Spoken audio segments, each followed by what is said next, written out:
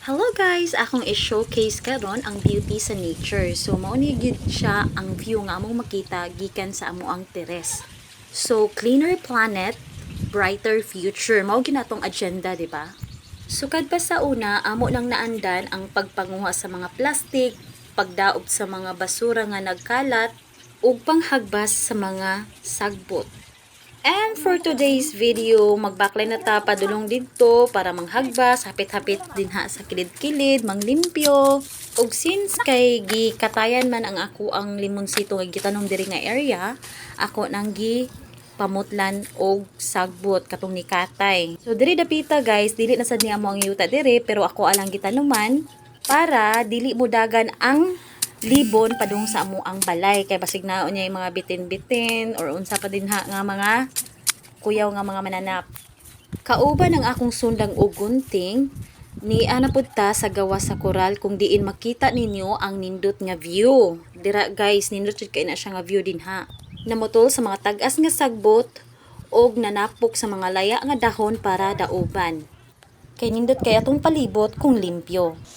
Usa sa atong naandan kung manglimpyo mao ang pagtrim or pamutol sa mga kahoy nga nakapalibot sa atong balay para nindot ug hapsay ang atong pananaw.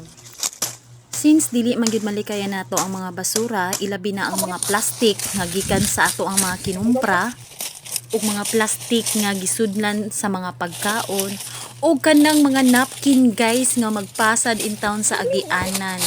Akong kinasingkasing nga hangyo nga naa unta tay proper nga disposal ug usa ka location sa ato ang dumping area para sa dili kay taas gani ang atong simuton sa kabaho sa basura, ilabi na anang naay mga napkin nga manimahog yung patay. Sa ingon ana nga paagi guys, easy to clean, easy to segregate, easy to burn. Sa kuha man good nga experience guys, ug naay mga basura nga ilabay diri duol sa ako ang balay, akong buhaton anang mga plastic nga nagpasad is ako ang tapokon, butangan akong laya nga dahon og lunhaw nga dahon para sa inana dili mo direct gani sa nature. Kay kung kahibalo mo guys, dako na kaigbangag ang ato ang ozone layer karon guys. Grabe na kainit ang atong na-experience. Daghan ng climate change ang hitambo tungod sa ato ang mga binuhatan dire. I mean, di maayong binuhatan o di maayong panghuna-huna. Kita mismo kahibalo na gyud og unsay impact.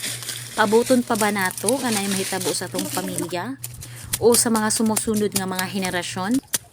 Napabaka sila'y priskong hangin nga malanghap og limpyo nga palibot? Guys, nature needs you. Nature needs your action.